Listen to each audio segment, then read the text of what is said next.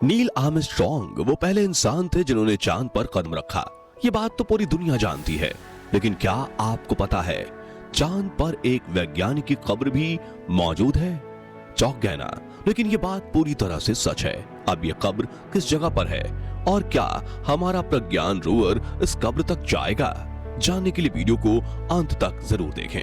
दोस्तों, 21 जुलाई 1969 ये वो ऐतिहासिक दिन था जब नील आर्मस्ट्रॉन्ग चांद की सतह पर कदम रखने वाले दुनिया के पहले इंसान बने। इस घटना को हुए 54 साल बीत चुके हैं और इस दौरान दुनिया भर की स्पेस एजेंसियां ना जाने कितने मून मिशन लॉन्च कर चुकी हैं। इसी सिलसिले को आगे बढ़ाते हुए अभी हाल ही में हमारा चंद्रयान 3 मिशन भी लॉन्च हुआ है। इन सभी मिशन के दौरान वैज्ञानिक सैंपल के रूप में चांद की मिट्टी से लेकर वहां के पत्थरों तक सैकड़ों किलो मलबा पृथ्वी पर ला चुके हैं। लेकिन वो कहते हैं ना कि कुछ पाने के लिए कुछ खोना भी पड़ता है। इस केस में वैसा ही हुआ है। दरअसल चांद के सैंपल्स कलेक्ट करके लाने में वैज्ञानिकों को पृथ्वी से ले जाई गई कई चीजें वहीं पर छोड़नी पड़ जाती हैं, जिनमें से कुछ चीजें वैज्ञानिकों को मजबूरी में वहां छोड़नी पड़ती हैं और कुछ जानबूझकर भी वहां छोड़ी जाती हैं। और अब ये सारी चीजें करोड़ों सालों तक चांद पर ऐसे ही वीरान पड़ी रहने वाली हैं। तो आखिर क्या है ये चीजें जो इंसान चांद पर छोड़कर आए हैं? चांद पर बनी यह कब्र किस वैज्ञानिक की है और क्या हमारा प्रज्ञान रोवर इस कब्र को ढूंढ निकालेगा? आइए ये सब कुछ डिटेल में जानते हैं। दोस्तों, जुलाई 1969 से लेकर दिसंबर 1972 तक नासा के कुल 6 अपोलो मिशन लॉन्च किए गए और इस दौरान 12 एस्ट्रोनॉट्स वैज्ञानिकों ने चांद की सरजमी पर कदम रखा। अब इसमें नील आर्मस्ट्रॉन्ग का नाम तो हम सभी जानते हैं, लेकिन बाकी के 11 एस्ट्रोनॉट्स कौन थे उनका कभी जिक्र नहीं होता। इसलिए आज हम आपको उन सभी एस्ट्रोनॉट्स का नाम बताते हैं।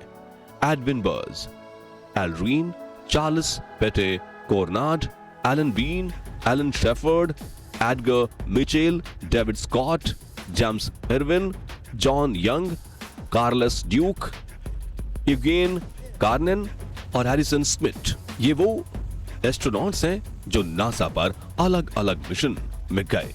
ये 12 एस्ट्रोनॉट्स अलग अलग अपोलो मिशन के हिस्सा रह चुके हैं और हर एक मिशन में ये चांद की सरजमी पर अपनी पहचान के रूप में कुछ ना कुछ छोड़ आए हैं। उदाहरण के लिए आखिरी 3 अपोलो मिशन यानी अपोलो 15, 16 और 17 में एस्ट्रोनॉट अपने लूनर रोलिंग व्हीकल्स यानी कि LRV को चांद पर छोड़कर आए थे। दरअसल इन व्हीकल्स को नासा द्वारा खासतौर से चांद पर चलने के लिए डिजाइन किया गया था और एस्ट्रोनॉट्स ने इनके अंदर बैठकर चांद की सैर भी की थी। आपको बता दें कि LRV वाहनों की लंबाई 3.1 मीटर, चौड़ाई 1.82 मीटर और वजन 209 किलोग्राम था। यानी क्योंकि चांद की ग्रेविटी पृथ्वी की तुलना में लगभग 6 गुना कम है, इसलिए पृथ्वी पर भले ही ये 209 किलो के थे, पर चांद पर जाते जाते इनका वजन सिर्फ 35 किलो हो गया था।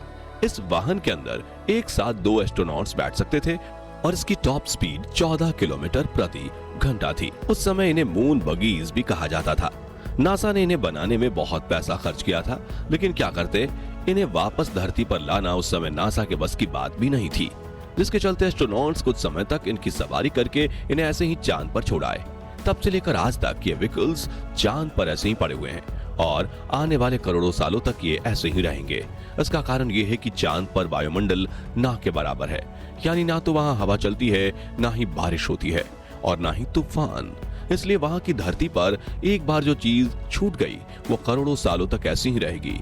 यहाँ तक कि नील आर्मस्ट्रॉन्ग के जूते के निशान भी चांद की मिट्टी पर आज तक वैसा ही बना हुआ है, मानो कोई अभी एक पहले ही वहां से गुजर कर गया हो। इसके अलावा सभी 6 अपोलो मिशन जो चांद पर सफलतापूर्वक लैंड हुए, उनके लैंडर मॉड्यूल को भी चांद पर ही छोड़कर वापस आना पड़ा और ये लूनर मॉड्यूल आज भी अपनी जगह पर ऐसे ही खड़े हैं जैसे एस्ट्रोनॉट्स अभी कुछ घंटे पहले ही इन्हें छोड़कर यहाँ गए हों।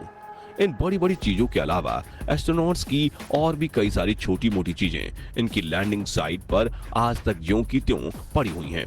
इन चीजों में एस्ट्रोनॉट्स का लाइफ सपोर्ट सिस्टम, इनके जूते और ढेर सारे साइंटिफिक इंस्ट्रूमेंट जैसे भूकंप मापने वाला सिस्मोमीटर, चांद की गर्मी जांचने वाला हीट फ्लो प्रोब्स और चांद के भूविज्ञान की स्टडी करने वाले बहुत सारे यंत्र। इसके अलावा चांद पर धरती के इस कचरे में एक गोल्फ स्टिक और कुछ गोल्फ बॉल्स भी शामिल हैं।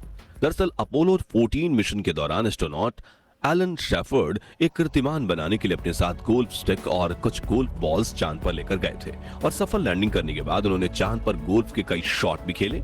इस तरह ये चांद पर गोल्फ खेलने वाले पहले और इकलौते इंसान बने और उनकी ये गोल्फ बॉल्स और गोल्फ क्लब आज भी चांद की सतह पर ऐसे ही मौजूद है जैसे 53 साल पहले उन्हें वहां छोड़ा गया था। ये लिस्ट यहीं पर खत्म नहीं होती, बल्कि चांद पर छोड़ी गई चीजों में अमेरिका का झंडा, तोड़फोड़ करने वाले कुछ औजार और एस्ट्रोनॉट्स के मलमूत्र की थैलियां भी शामिल हैं। साथ ही कुछ एस्ट्रोनॉट्स यहाँ अपने परिवार के फोटो भी छोड़कर आए हैं। खैर, ये बात तो हुई अपोलो मिशन की, और इसी मलबे में एक कंटेनर भी शामिल था जिसके अंदर यूजीन शूमेकर की अस्थियां थीं। इस तरह से ये चांद पर दफन होने वाले दुनिया के पहले इंसान बने। अब जैसा कि हमने बताया, नासा ने इनकी अस्थियों को चांद के साउथ पोल यानी दक्षिणी ध्रुव के करीब एक क्रैटर में फेंका था, और क्योंकि चंद्रयान 3 के विक्रम लैंडर ने भी चांद के दक्षिणी ध्रुव में ही लैंड किया है, ऐसे में बहुत से लोगों को ये उम्मीद है कि प्रज्ञान रोवर यूजीन शूमेकर की इन अस्थियों को खोज निकालेगा। लेकिन असल में ऐसा कुछ नहीं होने वाला, क्योंकि इसरो ने अपने प्रज्ञान रोवर को चांद की सतह पर दूसरी जरूरी खोज के लिए भेजा है, ना कि यूजीन शूमेकर की अस्थियां ढूंढने को। वैसे साथियों, अमेरिकन स्पेस एजेंसी नासा के द्वारा महान वैज्ञानिक यूजीन शूमेकर को सम्मान पूर्वक श्रद्धांजलि देने के इस तरीके के बारे में आपकी क्या राय है? अपना जवाब कमेंट बॉक्स में जरूर शेयर कीजिएगा। बाकी हमारी आज की इस वीडियो में बस इतना ही। वीडियो अच्छी लगी हो तो इसे लाइक और शेयर जरूर करना, और अगर आप हमारे फेसबुक पेज पर नए हैं तो पेज को फॉलो भी जरूर करें। मिलते हैं जल्दी एक और इंटरेस्टिंग वीडियो में, तब तक के लिए गुड बाय।